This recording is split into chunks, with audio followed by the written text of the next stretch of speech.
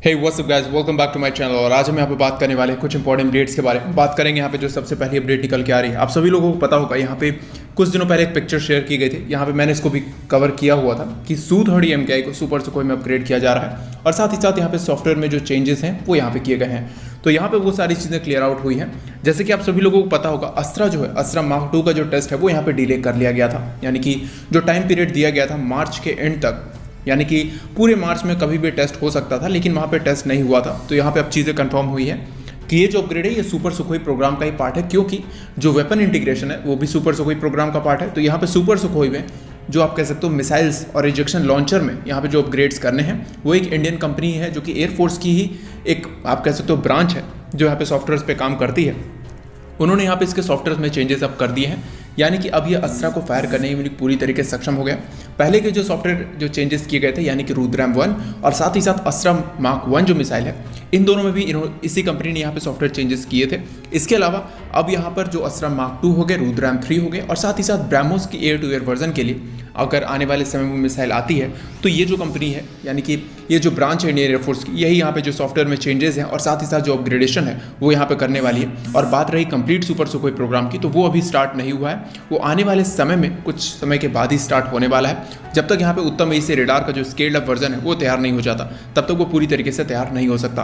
अब बात कर लेते हैं नेक्स्ट अपडेट के बारे में, जो कि आ रही है तेजस मार्क 2 की तरफ से। तो आप सभी लोगों को पता होगा, तेजस मार्क 2 का जो प्रोटोटाइप है उस पर काम करना स्टार्ट ऑलरेडी कर दिया गया है। मेटल कटिंग जो है वो ऑलरेडी स्टार्ट कर दी गई है और साथ ही साथ इसका जो एक प्रोटोटाइप अब या फिर उसको आप कह सकते हो प्री प्रोडक्शन यूनिट है, यहाँ पे 4 प्री प्रोडक्शन यूनिट बनाए जाएंगे। तो पहला जो प्री प्रोडक्शन यूनिट होगा उसमें चेंजेस नहीं किए जा रहे हैं, लेकिन यहाँ पे जो सेकंड, थर्ड और फोर्थ प्री प्रोडक्शन यूनिट होगा यहाँ पे थोड़े बहुत चेंजेस किए जाएंगे। जैसे कि अभी जो टेंडर है वो यहाँ पे निकाला गया है कि इसका जो इनटेक मॉडल है, यानी कि एयर इनटेक मॉडल है, वो यहाँ पे बनाया जाएगा। साथ ही साथ इसकी विंग टनल टेस्टिंग भी की जाएगी।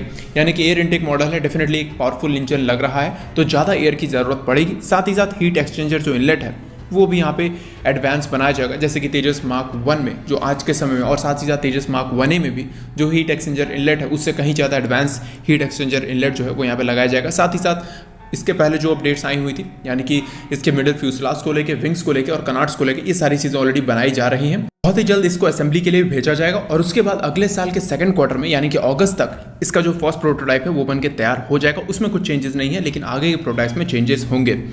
अब बात कर लेते हैं नेक्स्ट अपडेट के बारे में, जो कि आ रही है कजाकिस्तान की एयरफोर्स की तरफ से। जैसे कि आप सभी लोगों को पता होगा कि कुछ दिनों पहले मैंने इस चीज़ का अपडेट दिया हुआ था कि कजाकिस्तान की एयरफोर्स और साथ ही साथ इंडियन गवर्नमेंट के बीच में यहाँ पे कुछ डिफेंस डील जो है वो यहाँ पे साइन की जा सकती है। तो यहाँ पे इंडियन एयरफोर्स की तरफ से भी कुछ बहुत ही जल्द ऑफर दिया जा सकता है कजाकिस्तान की एयरफोर्स को, जहाँ पे सुपर सुखोई प्रोग्राम का जो अपग्रेड है वो यहाँ पे ऑफर किया जा सकता है। साथ ही साथ कजाकिस्तान की जो एयरफोर्स है वो यहाँ पे Mi-17 हेलीकॉप्टर्स में उसके जो पार्ट्स हो गए, उसके जो सॉफ्टवेयर्स हो गए, उन सभी में जो अपग्रेडेशन है वो यहाँ पे कराने में इंटरेस्टेड है। और इसी के साथ हो सकता है कि यहाँ पे जो सुपर सुखोई प्रोग्राम का अपग्रेड है वो भी यहाँ पे दिया जाएगा। जैसे कि आप सभी लोगों को पता होगा, इंडियन एयरफोर्स यहाँ पे सुपर सुखोई प्रोग्राम में जा रही है, साथ ही साथ यहाँ पे इंडिजिनस वेपन्स भी यूज़ हो रहे हैं। तो ये सारी चीज़ें हो सकता है कजाकिस्तान जो है वो अस्त्रा मिसाइल की फैमिली, यानी कि अस्त्रा जो मिसाइल्स है उसका जो पहला कस्टमर है वो यहाँ पे हो सकता है। जैसे कि आप अस्त्रा मार्क 1 हो गए या फिर अस्त्रा मार्क 2 हो गए, इन सभी मिसाइल्स को इजीली वहाँ पे हम दे सकते हैं, यानी कि कजाकिस्तान को दे सकते हैं। साथ ही साथ यहाँ पे जो अपग्रेडेशन है वो भी यहाँ पे किया जा सकता है। अब बात कर लेते हैं नेक्स्ट अपडेट के बारे में। तो यहाँ पे रशियन प्रेसिडेंट जब व्लादिमीर पुतिन यहाँ पे आने वाले हैं, तो कुछ पेपर वर्क जो है वो जो कि रशिया की तरफ से ऑलरेडी तैयार कर दिए गए हैं और साथ ही साथ कुछ मीडिया हाउसेज में भी फ्लोट हो रहे हैं कि यहाँ पे Su-57 जो है फैल्कॉन वो यहाँ पे ऑफर किया सकता है इंडिया को। साथ ही साथ T-14 अरमाता भी ऑफर किया सकता है। बात रही यहाँ पे Su-57 की, ये बहुत ही केपेबल फाइटर जेट है। इसमें साइड लुकिंग रेडार्स, साथ ही साथ जिस तरीके के सब सिस्टम्स और एवियोनिक्स दिए हुए हैं वो काफ़ी केपेबल हैं और काफ़ी ज़्यादा अच्छे हैं। और बात रही चाइनीज़ J-20 को, तो उसको इजीली काउंटर करने में सक्षम है आज के समय के पास जो इनके पास इंजन्स हैं उसको लेते हुए भी। लेकिन यहाँ पे सबसे बड़ी जो प्रॉब्लम है वो इसके इंजन को लेके ही है और अभी इसके इंजन की प्रॉब्लम रिजॉल्व नहीं हुई। इसके लिए जो नए इंजन डिज़ाइन किए जा रहे हैं वो अभी भी टेस्टिंग में ही है और जब तक उसकी टेस्टिंग नहीं कंप्लीट हो जाती तब तक इसे परचेस करना भी अच्छा नहीं होगा। और बात रही इसको परचेस करने की, तो मुझे नहीं लगता कि इसको इंडियन एयरफोर्स परचेस करने वाली है और करना भी नहीं चाहिए, क्योंकि आमका और साथ ही साथ टेडवेव जैसे जो फाइटर जेट्स हैं उन सब पे भी हमें स्पेंड करना है। और साथ ही साथ हमें एक मीडियम वेट फाइटर जेट चाहिए जो कि 4.5 प्लस जनरेशन का हो, जिसकी जो मेंटेनेंस है और साथ ही साथ जो सॉर्टीज़ की जो कॉस्ट है वो थोड़ी कम रहे, जिससे कि हम ज़्यादा से ज़्यादा फाइटर जेट्स रख सकें, जिससे कि स्क्वाड्रन जो स्ट्रेंथ है वो ज़्यादा मेंटेन हो सकती है।